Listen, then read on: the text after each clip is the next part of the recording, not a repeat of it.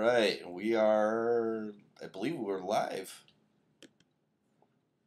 Great. Yeah, stream health is green, so it's good. And got the notification. Welcome to the latest podcast.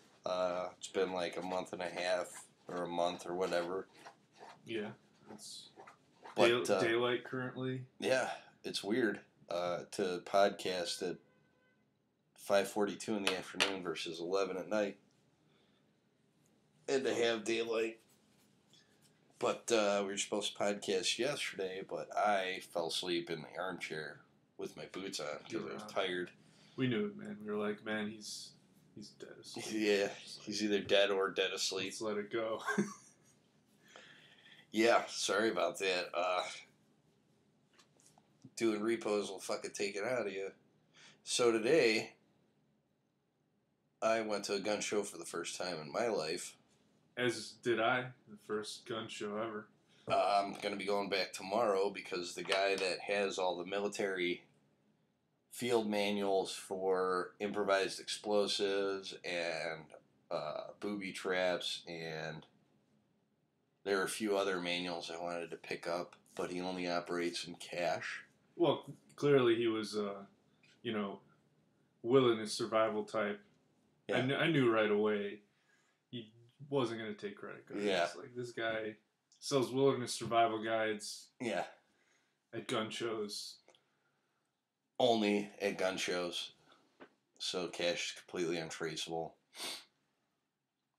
While I'm buying them, while I'm buying the books, like as I'm handing them the cash, be like, so where do you get these from? Just start asking all kinds of fucking, really, like, so where do you live at? No, like, where? Oh, that's interesting. Would you mind saying that a little bit louder into my lapel pin? I saw some, that golden eagle with the swastika pin. Did you see that? I didn't notice. You didn't notice it? No. It was the same stand that had the Stormtrooper helmet. Yeah, I saw the helmet. And I'd be willing to bet money that those guys are able to supply me with a used Zyklon B canister, like in Falling Down. You remember that scene?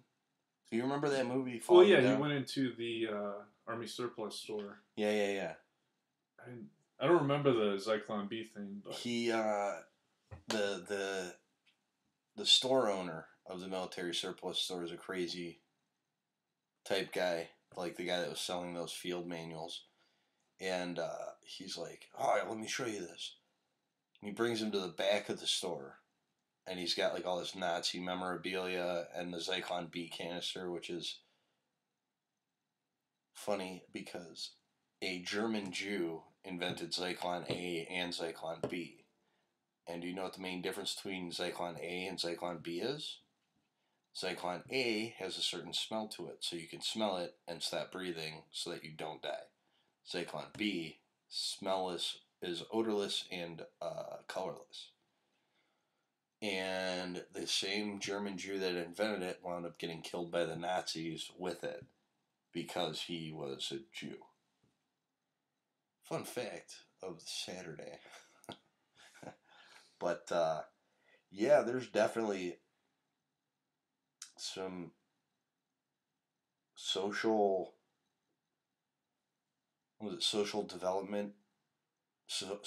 developmentally disabled people that are at these gun shows. Yeah, they had some kind of, they didn't make eye contact. They kind of just looked a little anxious, a little squirrely.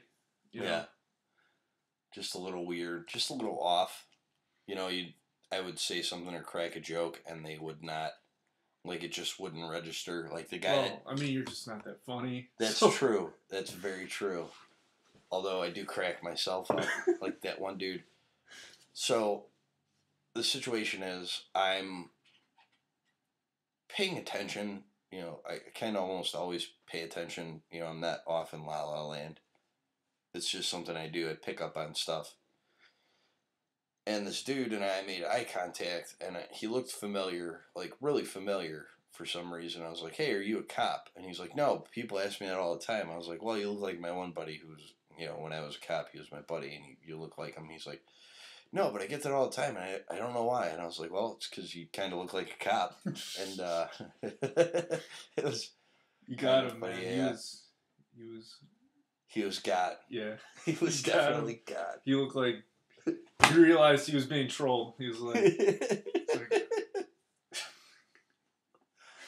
fuck, man. But like this one dude was selling bayonets, and I was checking them out. You remember the guy I'm talking about? Yeah. The one that had the junk bayonets. Those were crap. Yeah. I like was trying to talk to him, like, crack jokes, whatever, and it was like a no sell. Like, I might as well have been speaking like a language he didn't understand. You know what I mean? Like, I would say like I was speaking German, but he probably understands it because he's, one of those. But and then the guy with the Mausers and the little mini Mauser, his actually that guy shoot. Was okay. Yeah, that guy was okay. He was probably, if you would have had, if he were to want to get into it, he could probably sell, like, he could make a really good living selling guns at gun shows because he's got 20 times the personality of everyone else in the entire room. Which isn't, like, to say... It's still half the amount of a normal person, but it's 20 times more than everybody else combined. But he kept up. Yeah, yeah, he was pretty quick.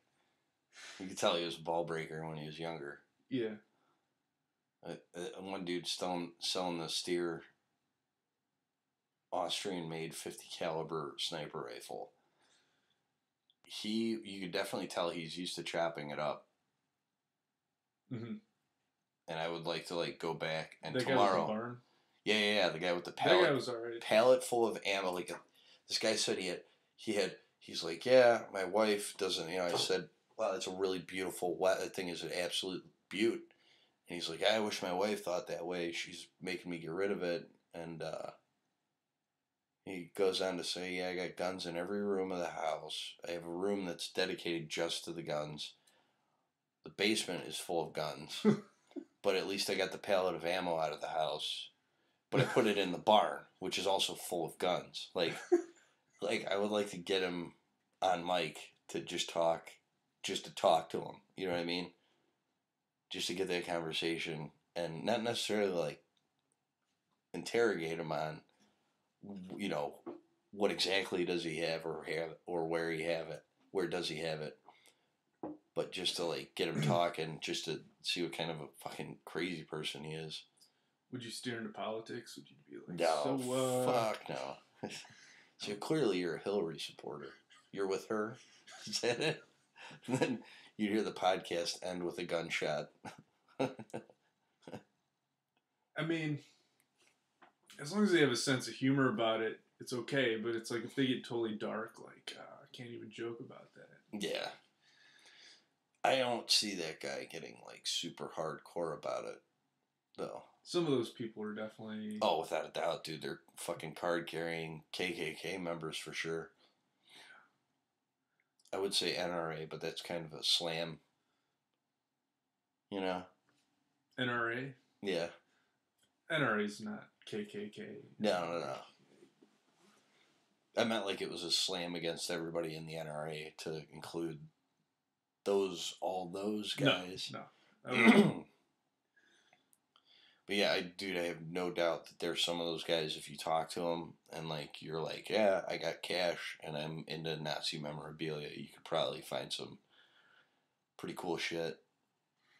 Because, yeah. I mean, regardless of their social agenda or their political agenda, the Nazis were some of the snappiest dressers. They did have a good style. You gotta hand it to Hugo Boss, man. He did a lot. He did all of their designs for their uniforms, and he also manufactured everything for the German army. That's how he became rich. Had a good sense of style. You know. Yeah. In World War One, though, they had those the pith helmet with the spike on like it. spiky helmets. Yeah, Those the were pith kind of helmet. cool. Yeah, they were. I And mean, you how could see. impractical is that, though? I mean, what would you do? Would you like headbutt somebody with that? And I don't know. Was it just to look intimidating, or was it? It might have been to look intimidating, but then the other thing is too, you could take your helmet off and use it as a weapon. Okay. Possibly, but But then you look at the pith helmet, graduates to the Luftwaffe, not Luftwaffe. I'm trying to think of it. The Wehrmacht, which is the war machine, German for war machine, the German war machine. It turned into the Nazi stormtrooper helmet, and then, interestingly enough, after World War II, the helmets for the U.S. troops were redesigned, and now the current U.S. troop helmet design is more similar to the German World War II helmet than the U.S. World War II. The bucket, the tin bucket helmets that they wore, that wouldn't stop any bullets. But it's crazy, man. It's crazy. It's like I'm fascinated with not old military relics, but I would like to get a hold of some Vietnam era fatigues, Marine Corps fatigues. I think that'd be pretty cool. Just the green, not camouflage, just the regular green, olive drab green uniform. Rock that shit around. What about Korea now? Korean War is finally over. The longest lasting war that there ever was.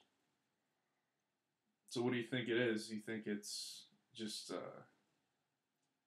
kind of show? You think there's... I think there's a certain amount of pageantry involved in it. I also think that Kim Jong-un, is that his name? Yeah. The new supreme leader of North Korea realizes that his country is at an impasse. Everybody's starving. There is no money. So before it was Kim Il-sung was the one who started the North Korean isolationist era. And then Kim Il-sung was succeeded by his son, Kim Jong-il, who is really, I would say probably the most accurate portrayal of him was Team America World Police. Team America. So when Kim Il-sung was in power, it was you would get paid, a salary for your military service, whatever.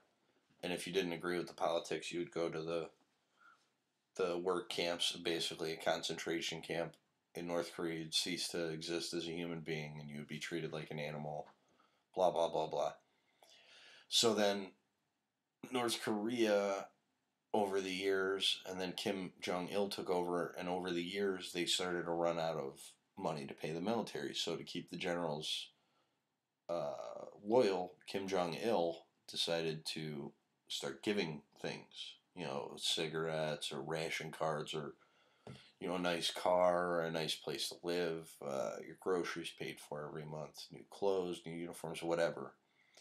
So the entirety of Kim Jong-il's rule, sanctions are being put against North Korea, and everything's getting tighter, and they're seizing more ships that are carrying, petroleum into, things that are banned by the sanction, are less of it's getting through to North Korea. Mm-hmm.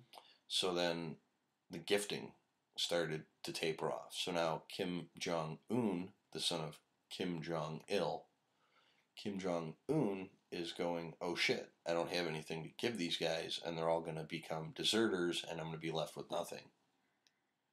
So I think he's at a point where he's like, well, I mean, our nuclear program is garbage anyways, we're in the model rocket stages of it. So You don't think they actually have nukes? Fuck no. I don't think they have nukes. I don't think anybody would. In all honesty, I don't think China would allow them to have nukes, or Russia would allow them to have nukes. Just like Iran will never have nukes. They're just kind of like a proxy for Yeah, basically, yeah. East-West conflict.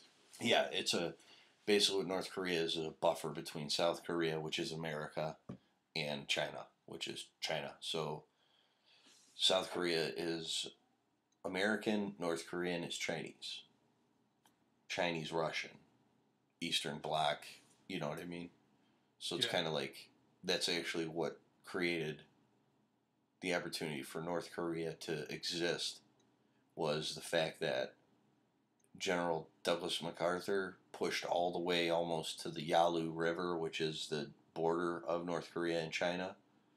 And once he got within sight of the Yalu River, China started pouring in troops into North Korea and pushed them all the way back to the 38th parallel, which is where the split, it's the demilitarized zone and minefield that currently separates the two Koreas, North and South. So I think that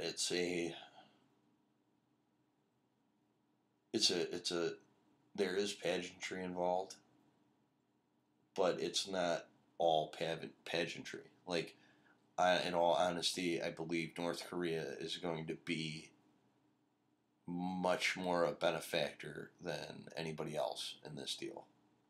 Yeah, I mean, it's a shithole. Yeah. A proud shithole. Like, I don't know how many work camps they have, concentration camps they have there, but it's got to be more than a couple. And you can only keep your thumb on a populace for so long, and then they go, all right, it's time for you to go. You know, in America, it's a different story because the politicians all change and their names change, but they're all the same. And I don't know, man. I feel like the country's kind of getting tired of it to the point where they're going to do something, but I don't know. I remember reading somewhere that during a revolution, the only thing that changes is the top 1%. So then instead of it being all the guys that are currently at the top, it's going to be all different guys at the top, but the people on the bottom stay on the bottom all the time. Like, no matter what. Even if there's a regime change or whatever, you know, the people that are getting shit on are going to continue to be shit on. Or shat upon, however it would be properly articulated. Past and present. Yeah. Future tense. Let's just say, if you're getting fucked now and there's a revolution, you're going to continue to get a fucking. It's just going to be from a different person. Who's more gentle? You know, that's... Or who's got the less big dick. Well, between Obama and Trump, I mean... Yeah, I mean, one of them's got a great hairdo, the other one is, black. Yeah. I've said it before, and I'll say it until the day I die, until hopefully there's somebody that can change my mind. We haven't had a real president since John F. Kennedy, and they killed him for it. And by they, I mean the powers that be that are behind the scenes that controlled Reagan when he was in office, because Reaganomics wasn't anything but cutting of all restrictions on banks on Wall Street, and that's what started the country's financials going down the path that it's on currently, which allowed the Lehman Brothers to fail, and Fannie Mae and Freddie Mac. Yeah. And all these other ones, and then, now you get the bailout with the banks, with the TARP bailout. And it's like, oh, they're too big to fail. It's like, well, no. That's not possible. Like, in America, that doesn't exist.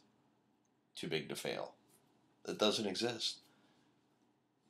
It's not free market. It's not true capitalism. Yeah, it's corporate not socialism. It's like, we're free market capitalists, but at the same time, we're just got a group of friends, right? Yeah. Everybody's got a group of friends, and in your friend, there's the one degenerate. that's always broke and is always asking to borrow money. Always. No matter what. Always. It's going to have one group. One group of people is going to have that person. So now, the current policy is, let's say we have a group of friends and one guy in the group, his name is Dave. All right, so Dave is addicted to gambling, and Dave never wins. Occasionally, he'll win a little bit, but on the grand scheme of things, he's down. Always down. Now, Dave went to a payday loan place and got a payday loan, and he gambled that money away. So then he goes back to the payday loan place, and he borrows more money, and he gambles that away. And he borrows more money, and he gambles that away. It's to the point where Dave is barely able to use his paycheck to pay the bare minimum interest on all the money that he's borrowed and gambled away, foolishly. Now Dave has to borrow money from another cash loan place just to pay the interest on the first cash loan place, payday loan place. And he does this to about 10 different payday loan places until his credit runs out. And then what happens? Well, Dave's probably going to be in a bit of trouble. He's probably going to have his wages garnished. But he's not even going to get to that point. He's going to borrow from the place one time. His credit's going to go bad because he missed a payment, and that's it. Now you have these banks that are just like, oh, we'll keep borrowing money, doing these credit default swaps, we'll keep borrowing money. Why not? And then the government comes in and bails them out. That's like the dumbest shit I've ever heard. It's enabling the banks to continue to operate in a manner that is reckless. Like, they're able to continue to operate with reckless disregard to the financial well-being of anyone but themselves. And it puts in peril national security, because if you're borrowing all this money from another government, like, what's not to stop them from going, all right, we're doing a margin call, we're calling it all the loans. I guess since the U.S. government borrowed so much from China and they can't pay it back, it's war with China. And I hope we win, because if we don't win, we'll be the United States of China. It's People's Republic of America.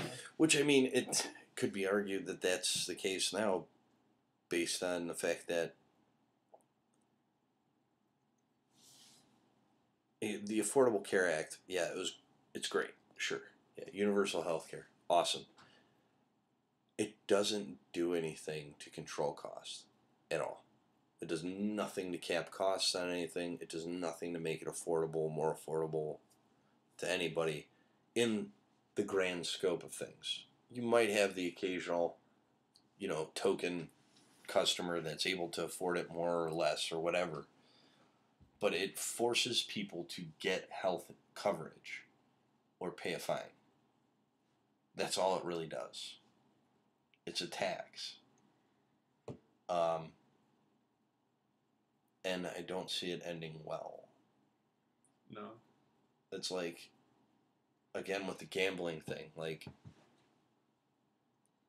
the Department of Defense can't account for, like, I forget, it was like something like $800 billion. They can't account for 2/3 of it. Like, they just don't know where it went. We're like, it's gone. What do you mean it's gone? Where'd it go? Oh, it's not here. We just don't have it. Don't know. So stop asking.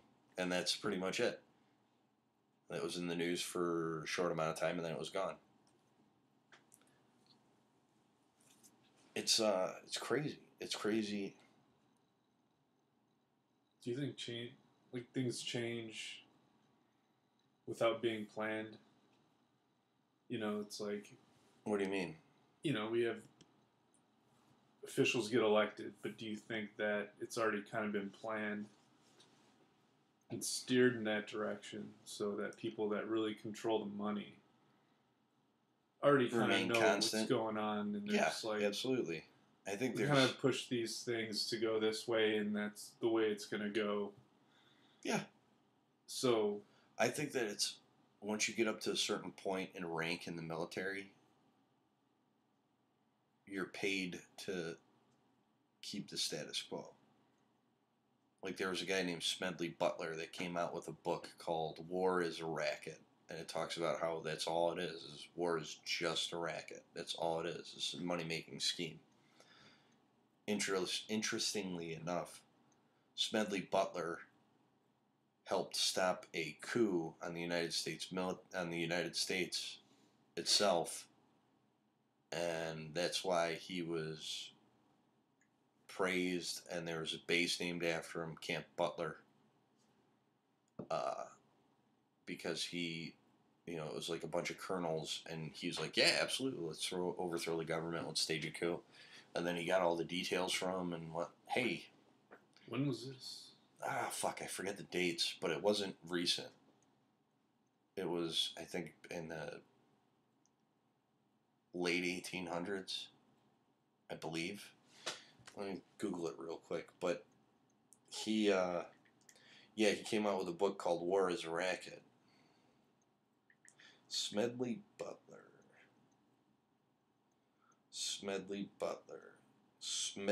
Darlington Butler was a United States Marine Corps general, the highest rank authorized at that time. At the time of his death, the most decorated Marine in U.S. history. During his 34-year career as a Marine, he participated in military actions in Philippines, China, Central America, and the Caribbean during the Banana Wars. He was born in 1881 and died in 1940. Okay. He also fought in France in World War I. Butler later became an outspoken critic of U.S. wars and their consequences, as well as exposing the business plot, an alleged plan to overthrow the U.S. government. So let's click on the business plot. The business plot was an alleged political conspiracy in 1933 in the United States. Retired Marine Corps Major General Smedley Butler claimed that wealthy businessmen were plotting to create a fascist veterans organization with Butler as its leader and use it in a coup d'etat to overthrow President Franklin D. Roosevelt. In 1934, Butler testified before the United States House of Representatives Special Committee on Un-American Activities, the McCormick-Dickstein Committee, on these claims. No one was prosecuted. I never knew that. At the time of these incidents, news media dismissed the plot, with the New York Times editorial characterizing it as a gigantic hoax. While historians have questioned whether or not a coup was actually close to execution, most agree that some sort of wild scheme was contemplated and discussed. Yeah, I didn't know that. And can you imagine that happening? Yeah. A military coup in America. I can fucking see it happening for sure. Absolutely, I could see it happening. I mean, it would be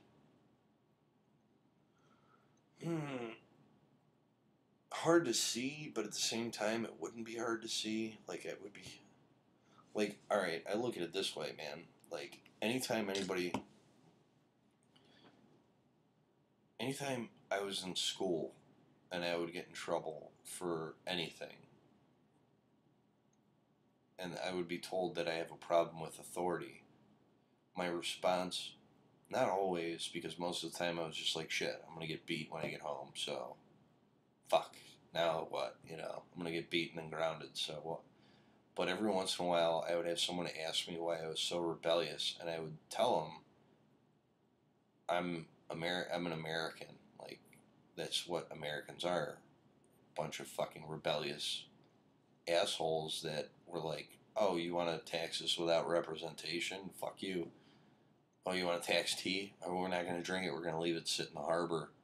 And then when you let it sit for too long and you get complacent, we're going to take it and throw it in the fucking water to ruin it. Like, that's what we do. We give you the finger and then we shoot you.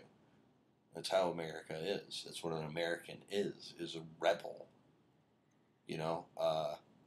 One man's freedom fighter is another, by same definition, is a terrorist. Domestic terrorist. So I'm not Americans are terrorists? Pretty much, I mean, yeah. Guerrilla terrorists. Like, that's what the Continental Army was under George Washington. A bunch of guerrilla fighters. Like, that's how they won against the superior force, was by guerrilla tactics. Does that sound familiar? American imperialism. I mean, it's... guerrillas in other countries. Afghanistan. We created ISIS to fight the Russians. We created Al-Qaeda to fight the Russians. And now, for whatever fucking reason, we're involved in Syria fighting ISIS that we created. We're in Afghanistan fighting Al-Qaeda that we created. Also, same note, same area. According to, I forget what exactly it was, but like more than 55% of Pakistanis are inbred, like first cousins. And I think the final number was somewhere around 80% are inbred. And that's probably why they're so hardcore Islamic, like super extreme Islamic. Like, look at reproductive isolation, and then extreme tribalism. The percentage that mental retardation goes up, like it's like a 400% increase in the chances of you being, if you marry a first cousin. Like, say I married a first cousin and we had a kid. The chances of that kid being mentally retarded versus a normal couple that's not first cousins, the difference is 400%. Yeah, because any genetic disorder, the recessive genes, the recessive genes. That being said, it's like 800% more likely that they'll be born with a lower IQ. Like, I forget how many IQ points you lose when you bang a first cousin and have a kid. Like, I forget how dumb that kid's going to be, but it's not good. Like, and SIDS goes up like 100%. Was that sudden infant death syndrome? Yeah, where your kid just dies. And just all kinds of fucking abnormalities. And I was thinking, like, that makes sense, because have you ever run into, like, I don't know, was it Deliverance, where the weird kid was playing the guitar and they were playing the banjo. Yeah. Yeah, that's like, so imagine that scene with that weird so Afghans kid. Are just a bunch of Middle Eastern hillbillies. Pretty much. It's like West Virginia, but Islamified, I guess. It's like the Middle Eastern West Virginia and Pakistan and India. Like, anywhere where they're, because apparently Muhammad at one point said, go ahead and marry your first cousins and have kids, it's fine. Which, I mean, makes sense if you're gonna... It's in the Bible, too. Dude, if you're gonna raise an army, you want them to be retarded, because then they'll just do what you tell them to do, because they're retarded.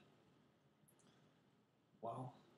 Being in the military, we did a lot of retarded shit in very retarded ways, and it was retarded. Like, just like, what the fuck are we doing here? Like, what the fuck? Like, one time somebody lost a grenade without, with the pin in it, obviously, because without the pin it would explode, but lost a grenade in the snow. So at night, 100 Marines with flashlights are kicking snow back and forth looking for this grenade at night in the snow, like 6 inches of snow, looking for a grenade by using their feet to kick the snow. It's got to be more sophisticated equipment. You would think. Metal detectors? No. None of that's available. Because why? The military is retarded. Like, for real, if I were to have an army of retards, do you know how much I could get accomplished? Dude, you get the retard strength and the focus, unwavering focus, and loyalty. I will give you a kitten if you go run up that hill and shoot everybody else. And then they'll forget about it. Or they'll just squeeze the kitten to death, like Lenny from fucking Mice and Men. Or no, sorry, it was puppies and no, it was Curly's wife. No, it wasn't rabbits. They were puppies, and he squeezed one of the puppies to Mice death. and Men? Yeah. No, that was. No, because he said, "Tell me about the rabbits, George." So George was telling him about the rabbits right before he shot him. So it was the last thing he was thinking of. It was. I distinctly remember that. In high school, I was in they did like these short plays. You know, I was in an excerpt from Of Mice and Men. Nice. I was Lenny. I was the retard. Ah. Because like that was the only role that I'd be good at. You know, it was like I was in 2 plays in high school. I was in To Kill a Mockingbird. Like I was the redneck guy that raped his daughter. Like I was like redneck guy that raped his daughter. Redneck guy that raped his daughter. Ewell, Bob Ewell. Like Bob Ewell. Yeah, it was. Was it the guy that raped his daughter, or the guy that claimed that the black dude was raping his daughter? Yeah. His daughter Mayella. Yeah. Yeah. So I was like the violent redneck, and then I was the mentally disabled. Well, we could argue probably guy. Those are the only two roles I'm qualified to play. A retard and a retard. Retard and a man that was questionable, possibly the child of first cousins. I think they call those kissing cousins, don't they? I don't know, man. There's a term called kissing. I'm gonna have to Google this now too, because it's gonna bug me if I don't. Kissing cousins. The term kissing. Alright, what does the term kissing cousin? A relative known well enough to be given a kiss and greeting? I don't know. Urban Dictionary. First cousins are not kissing cousins. Let's see. A distant relative known well enough to kiss when greeting. To be distinguished from fucking cousin. It's Urban Dictionary.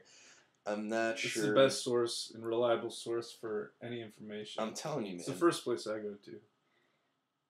Here we go. The other one. A kissing cousine. Because it's spelled Cousin.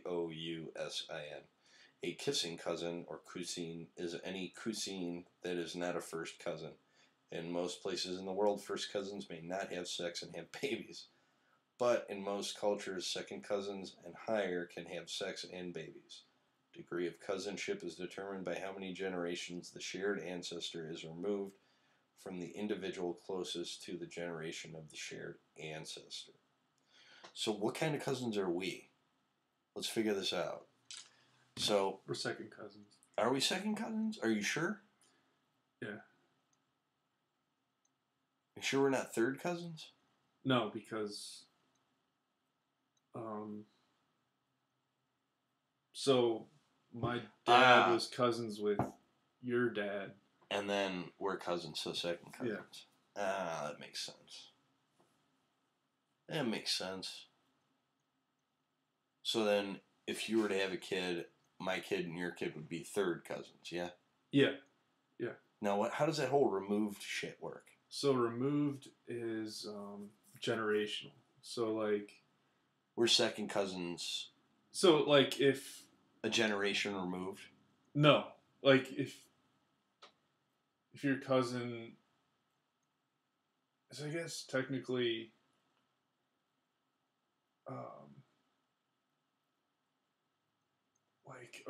like my mom's cousin would be, no, wait a minute.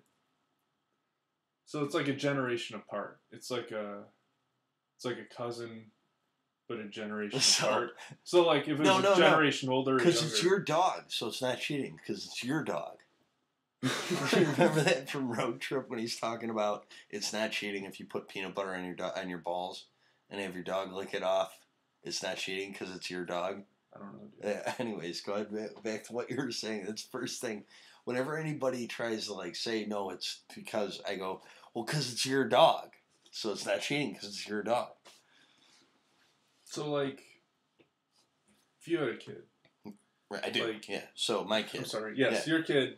Like, I might.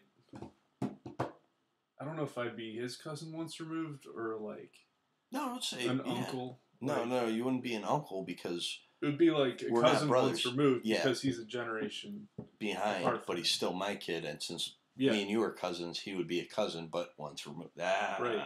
There we go. So then I would still be cousins with your dad.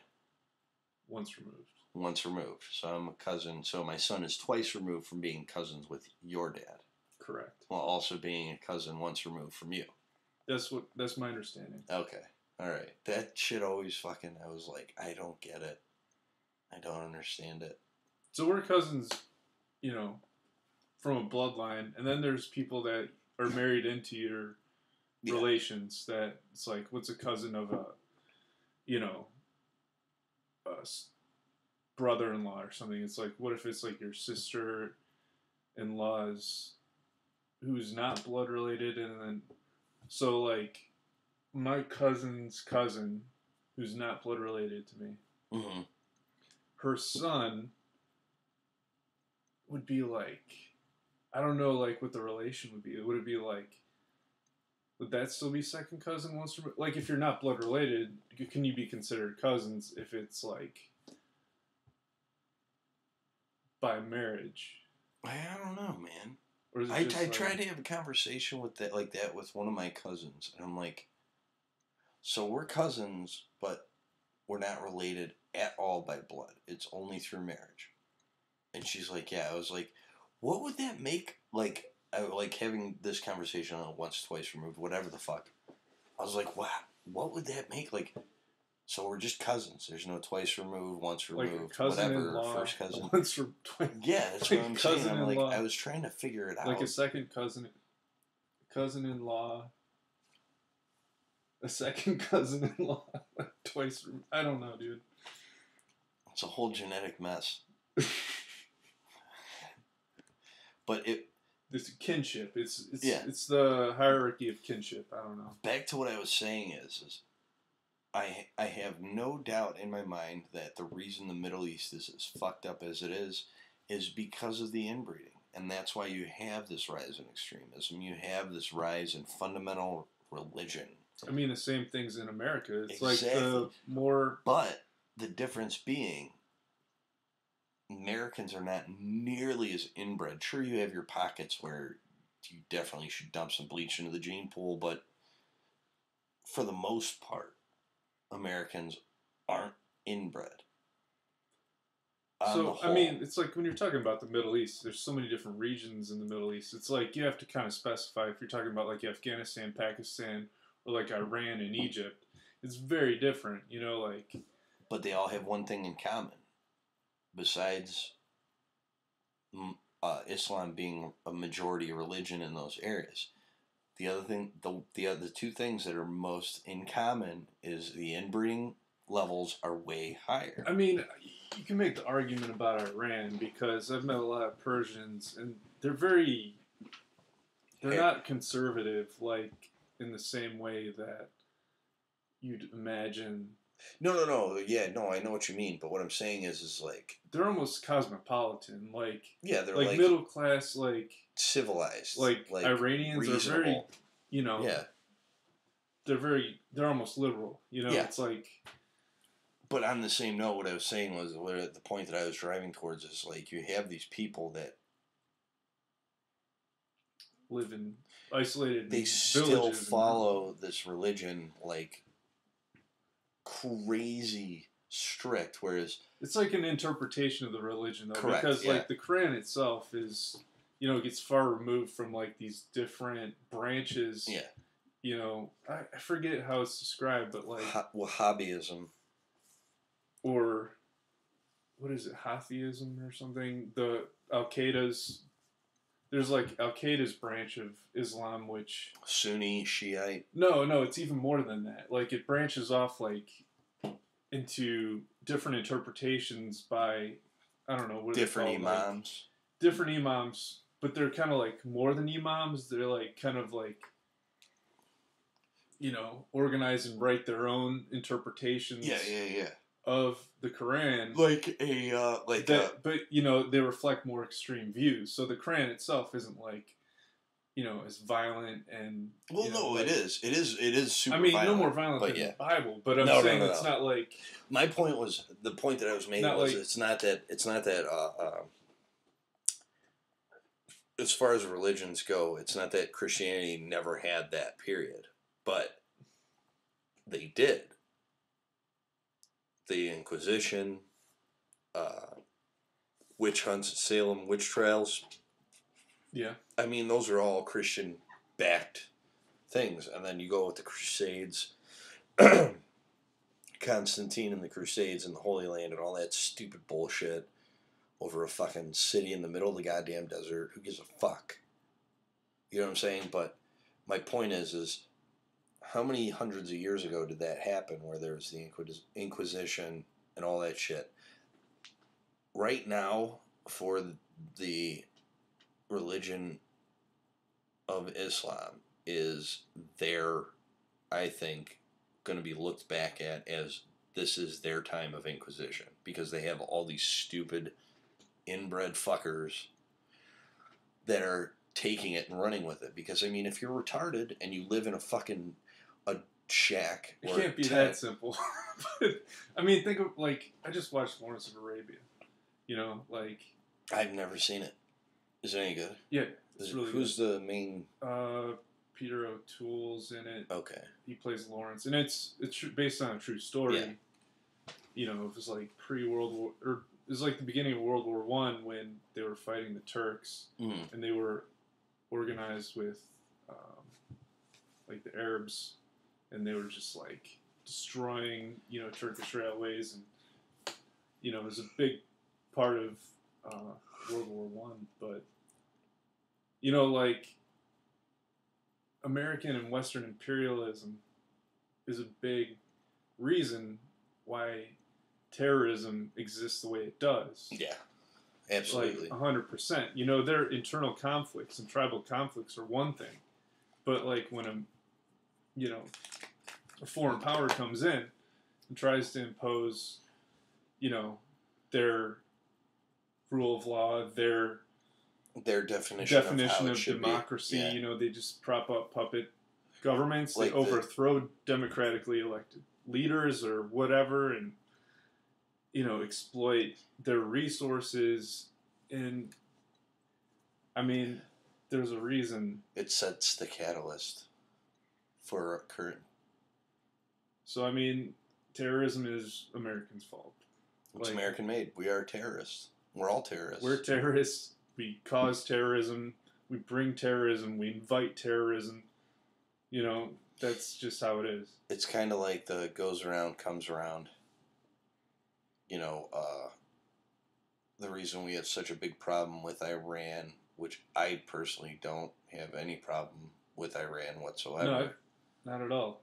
I mean, one thing I do take issue with is Israel and Palestine. I could talk about that. And Saudi Arabia is, you know, Americans' best friend, but they're also funding and importing terrorism. Like that's where the hijackers came from. All the hijackers came from, and you know they want to put a ban on all these other countries, but they can't touch Saudi Arabia just because they're such a valuable ally. And have you ever read the book Confessions of an Economic Hitman? I've heard a lot about it. You should definitely read that book. In that book, it goes on, it explains my worldview currently, how my worldview is set up. There's two Americas out there. There's the America that you see every day where everyone's free, everyone protests, everyone goes to work and participates in capitalism, and Amazon and all that good shit. And then there's corporate America, the corporate American empire. So back when Saudi Arabia I don't remember the years because I'm just not. It's been a while since I read the book, but basically, this guy was like an appraiser. He went into Saudi Arabia way back before they had any modernization whatsoever. And he goes, "You guys have all this oil here, but how are you going to get it out? Manufacture it." At the time, apparently, there was trash everywhere in Saudi Arabia because, according to Saudi Arabian law, if you're Saudi Arabian, you're royalty and you will not touch trash. So what did they have? They had goats. Lots of goats everywhere. Why? Because number one, they were Bedouins, so which means they traveled a lot, right? Makes sense. They're intense. Shit gets full, trash piles up everywhere. Well, fuck it, it's in the desert. Desert's a big place, man. Yeah, we'll it's move just the gonna fuck be down. gone, like covered in dune. So in order to survive, they herded goats and sheep and other livestock and shit. So they let their goats eat the trash.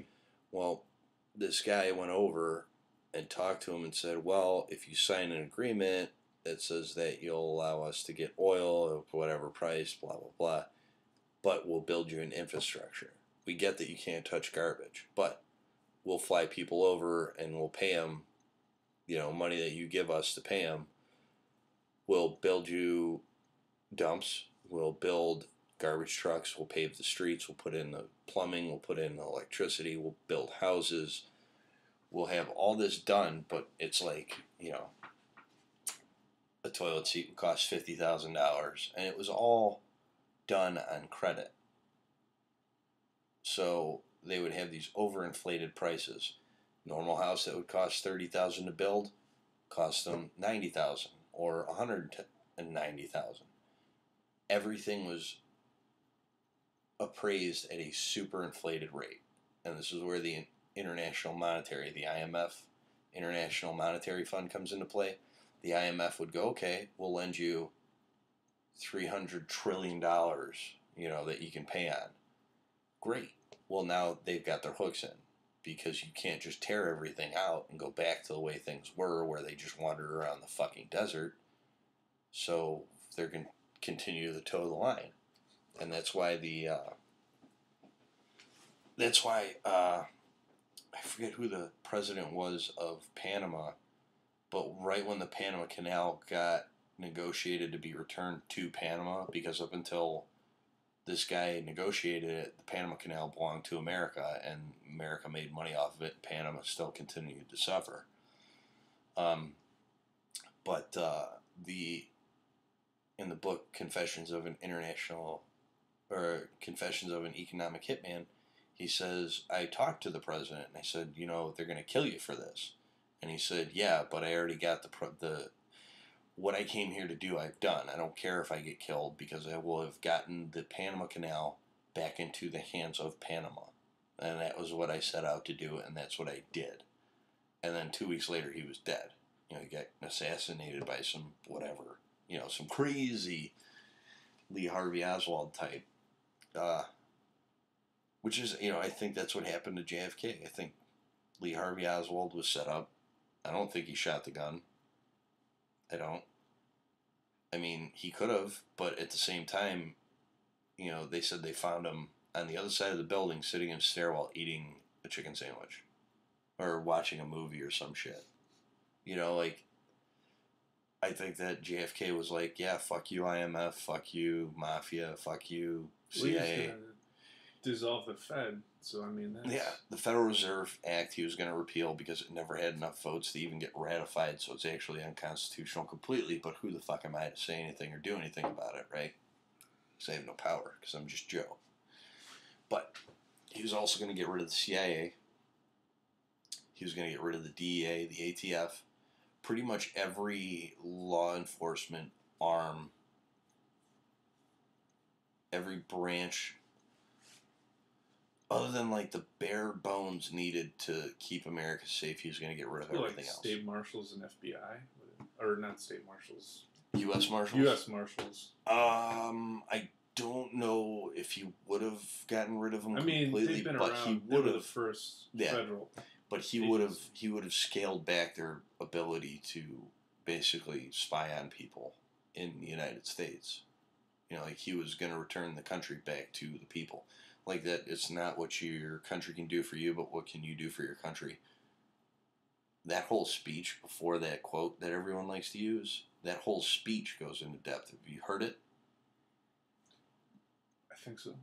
It's. I mean, I don't know how well I paid attention. He talks about secret societies. Yeah, I've heard that one. Yeah, Gorillas in the Night. Yeah, and he was going to end it all. Like that was going to be the end of everything. Like the Bay of Pigs left a terrible taste in his mouth because it wasn't even his program.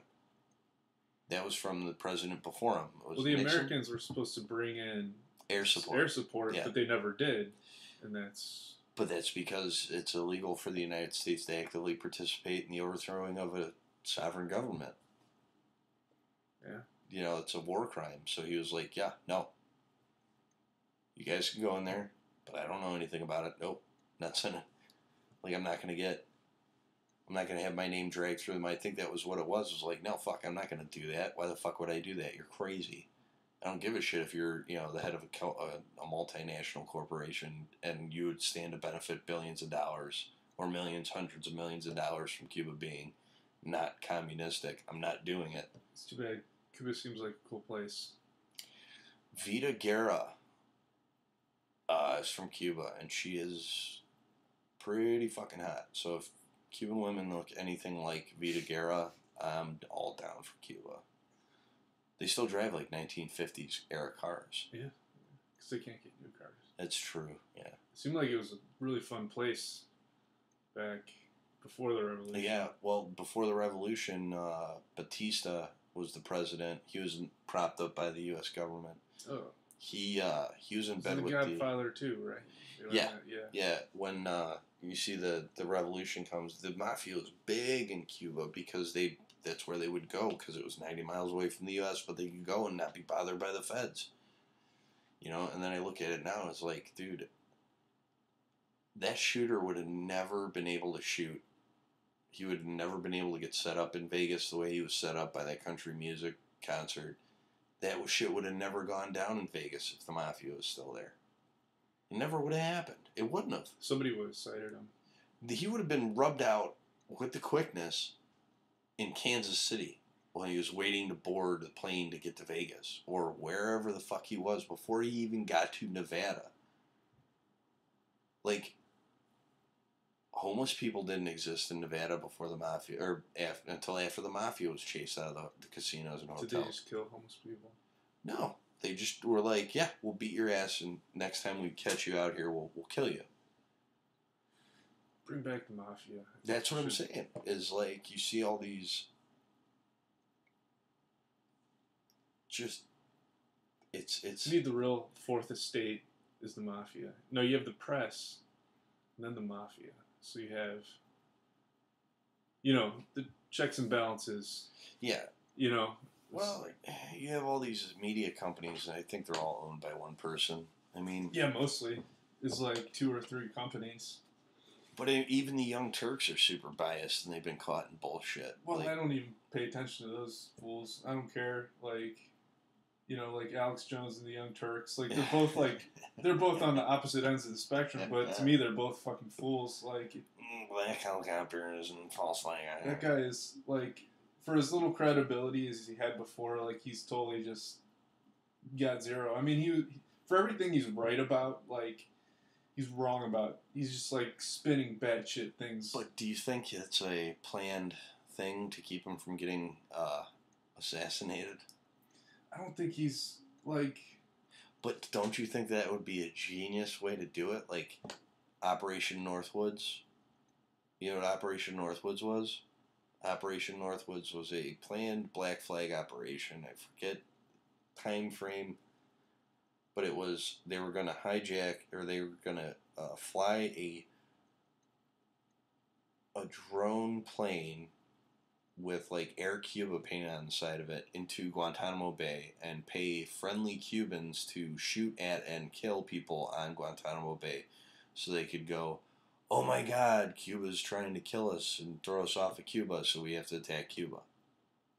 That's you've heard of the Gulf of Tonkin? Yeah. Okay, that's what was used as the catalyst to enter the Vietnam War.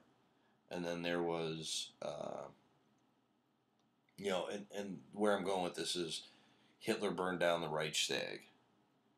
They all had the points where the tipping point, what they would need to push the agenda just a little bit. You know what I mean? That burning of the Reichstag the burning of the Reichstag gave Hitler the power to declare a state of emergency where all freedom was suspended until further notice. Law, any excuse to bring that down. And it, it's like. Do you think 9/11 was an inside job? Because I think that, I don't know if I think they screwed it up. They're like, they should have caught it before it happened. And, there was a failure. I think it was partially an inside job, partially not an inside job. Like the whole, I think, this is what I think. I think that they knew about it and they let it happen on purpose so that they could do other shit at the same time. Like, okay, the 2 World Trade Center buildings. I don't care how fast they fell. I don't care if you drop an egg and watch how fast it falls. I don't care if it fell right in its own fucking footprint. I don't care if they think that they used explosives. That shit happened. Terrorists hijacked planes and flew them into the fucking buildings. I think that absolutely 100% that was true. That really happened. However, World Trade Center building number 7, the small building, that fell down due to fire damage, and fire damage is in quotes because it wasn't hit by anything. That one looked like a controlled demolition, which I think it was a controlled demolition because it wasn't hit by anything at all. It just caught on fire and fell down. That building held records of military spending, and apparently there was like a ridiculous amount of money that came up missing, and that's where they held all the records, was in that building, and it just fucking magically fell down. It was like, I don't know. I don't know the details of it, but I know it was far enough away from where the buildings were, the Twin Towers. It was far enough away from them to where World Trade Center 7, building number 7, falling down like it did wasn't correct. Same thing with the bill of the Pentagon getting hit. Like, okay, could a terrorist have hijacked the plane and crashed it into the Pentagon? Sure. Could it have been easier to fly a missile that didn't have a large payload of explosives on it into the side of the building and say it was a plane? Is that scenario easier for me to swallow? Yes, it is. Why? Because absolute power corrupts absolutely. And it's, it's asinine to say it was all an inside job and that they wired the Twin Towers, they wired it to controlled demolition it and thermite paint. See, that's where I'm like, okay, that's too far, but I definitely can believe that there were other forces at work that kind of helped, an invisible hand that helped kind of steer it a little bit. The car's wrecking and I've lost both front tires, but it seems that if I turn the wheel, it kind of guides the car that's now out of control. It kind of controls the skid. I think that it was a controlled skid, and I think that they used it to surreptitiously create, to kind of okay, it was a tragedy, but let's try to get a little bit of order out of this chaos. Let's kind of use this tragedy to, number one, cover our own asses and create another problem. I think that there are certain entities that were in play, that are in power, that knew exactly what was going on the whole time it was going on, and we're like, okay, we know 2 weeks in advance they're going to do this on this date because we're high up generals in whatever branch, and we control the CIA, and we have access to all this information, and all this information is pointing towards September 11th is when they're going to hijack these 2 planes, these 3 planes, these 4 planes, whatever, and they're going to try this attack let's let the attack happen. We can let the attack happen. We can blow up World Trade Center 7, and we can get the Patriot Act signed with hardly anybody questioning it. So then that can allow us further I mean, surveillance. They just wanted to go in Iraq too. They're just like, yeah, let's Let's blame it on Saddam. But then it was like, well, oh wait, no, this was. It's all part of a bigger plan because Saddam had actually just finished creating a refinery for oil and also a trading platform where you could get oil for something other than $1. Up until recently, you couldn't get oil unless it was with dollars, which was a traded commodity, a petrodollar. It made the dollar strong. Every country in the world had to have American dollars as a reserve so that they could buy petroleum barrels. Now you can start getting it for euros, so it's going to be. So are they trying to go to war with Iran now? Because it seems like whatever deal was previously made, you know, with the previous administration wasn't really a big deal, and it was like, you know, it was a good deal, but it's like the new administration is just so fired up to just reverse everything, good or bad. Yeah, and it's like they had a pretty good deal negotiated, and to be honest, I don't know, man. That's a little bit above my pay grade, but I think that it's just like, why make it worse? You know, you're just trying to. Because, man, when you make it more of a hair trigger instead of a diplomatic agreement. That way they could have another 9/11, or they could have another Gulf of Tonkin, or they could have another Reichstag fire. In my opinion, I think that's all it is it's going to be, it's all leading to a, not necessarily a manufactured tragedy, but definitely not not an organic tragedy. Like, it's not, there's an agenda at play behind all of this shit. You know, like, I have no problem with Iranians whatsoever. Whether they're here in America or they're in Iran, I have no problem with them. I don't.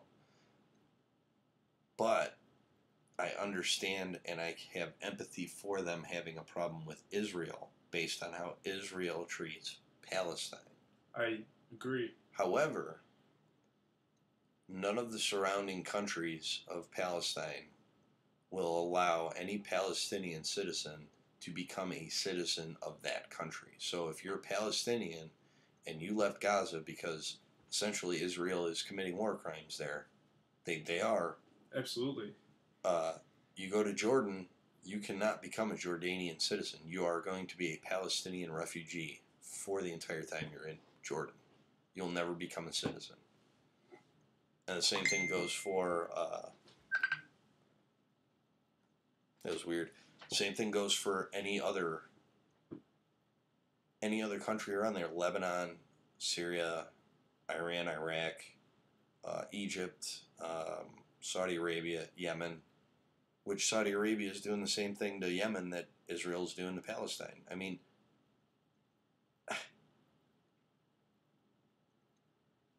and the fact that the U.S. is such a big backer of Israel, they're doing all these war crimes with American-made military equipment. And support.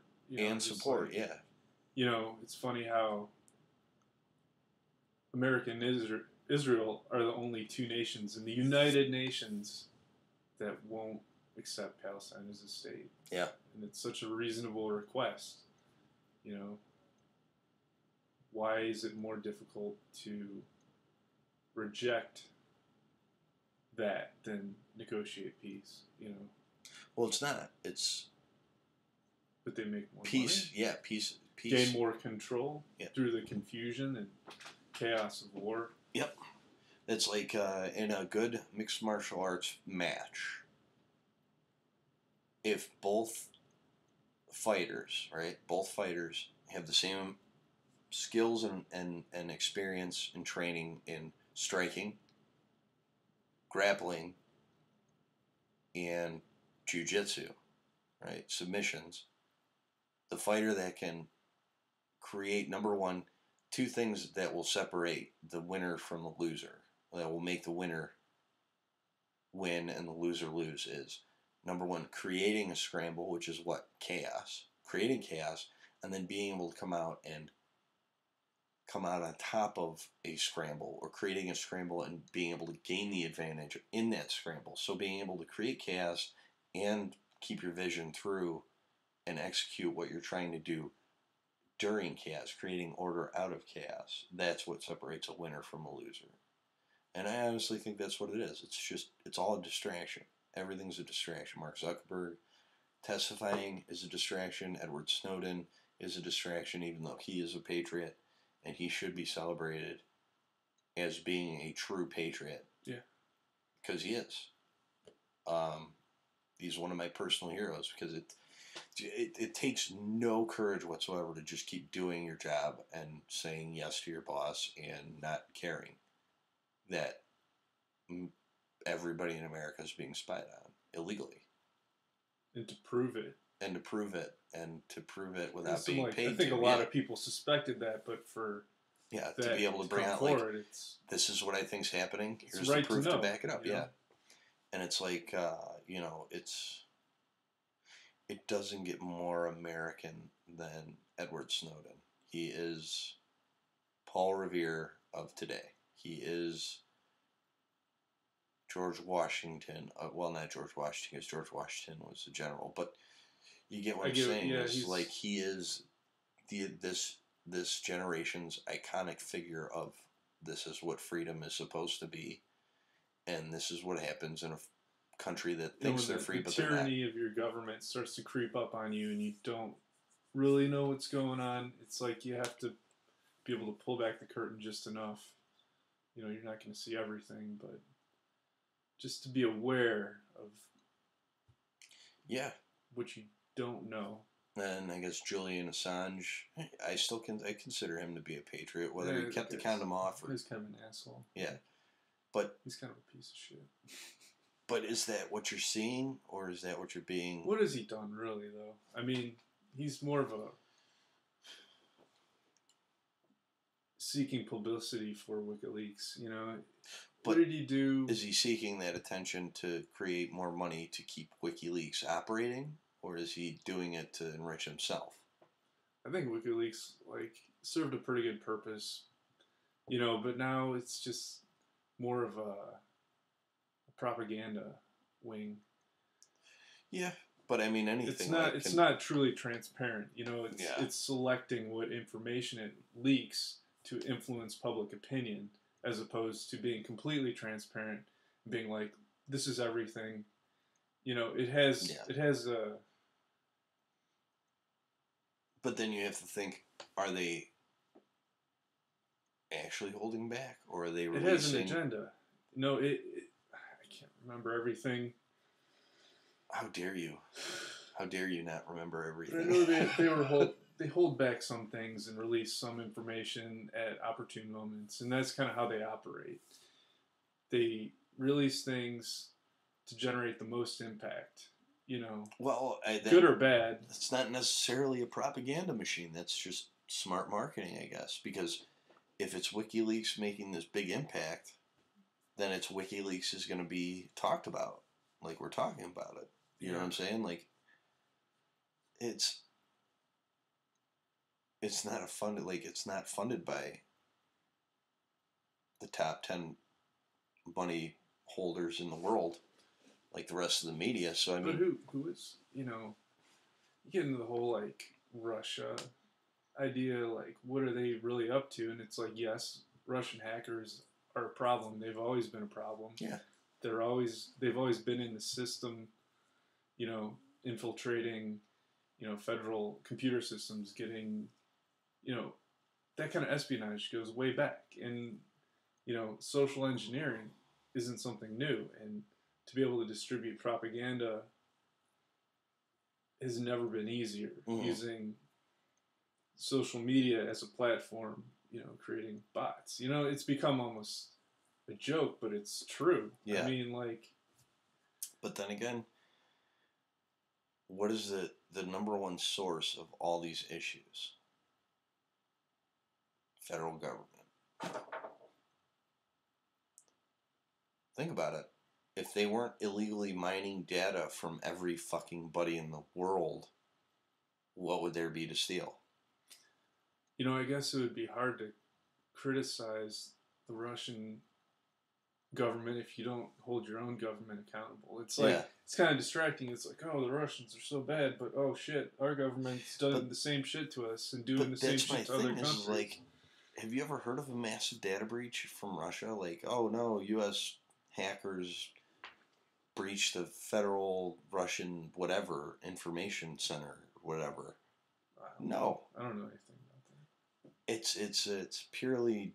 I think it's purely done to counteract. Not counteract, but to throw attention off of how fucked we are from our own government. You know what I'm saying? Like, I mean, yeah, the American government has meddled in other people's elections more infamously and more doing more damage across the world than any other government. The American government is Pinochet was a result of the U.S. government. The Shah of Iran was a result of the U.S. government. Noriega was a result of the U.S. government. Pablo Escobar was a result of the U.S. government. I guess it's easy to try to point to a foreign invader instead of holding your own government accountable. Well, yeah, it's easier because it's like looking out the window at somebody's house that's a pile of shit across the street and going, look at that pile of shit. While you're criticizing that pile of shit across the street, you're not looking at your own house to clean it. You know what I'm saying? That's like, oh man, I was looking out the window a couple weeks ago and I saw the neighbor hanging up sheets to dry outside. I'm like, man, somebody should really teach her how to wash laundry because those sheets are fucking disgusting, right? So then every 2 days she does this, and every 2 days I criticize how shitty her sheets are. And then one day I look out the window and I go, wow, somebody taught her how to fucking clean sheets. They're clean this time. And in walks my roommate and says, oh no, that was me. I just washed the window. You know what I'm saying? So it wasn't the neighbor had issues with how to wash sheets. It was me having issues with my window being dirty. So the window upon which I look at things through isn't something I control.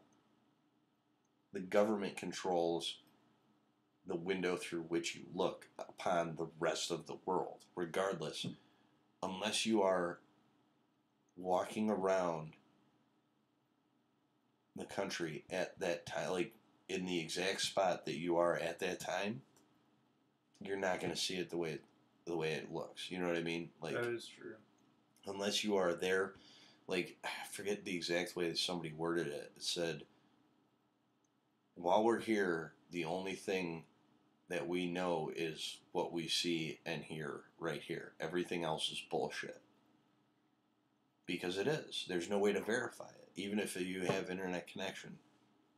I read it on the internet. It must be true. That's the thing.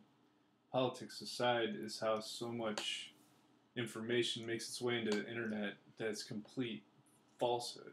But that comes back to the CIA having counterintelligence. And the CIA has done that before the internet. You know, and that's how they got the Shah of Iran into power. That's how they overthrew the government of Iran that was democratically elected before the Shah of Iran. It was CIA operative triggered it all. It was a descendant of Roosevelt, I think.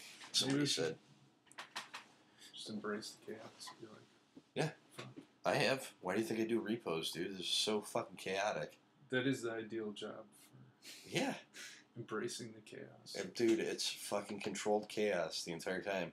Like, we communicate through Skype, right? That's how our whole company communicates, is through Skype. Yeah. So the other day I was on a repossession and see I get the information where it's at.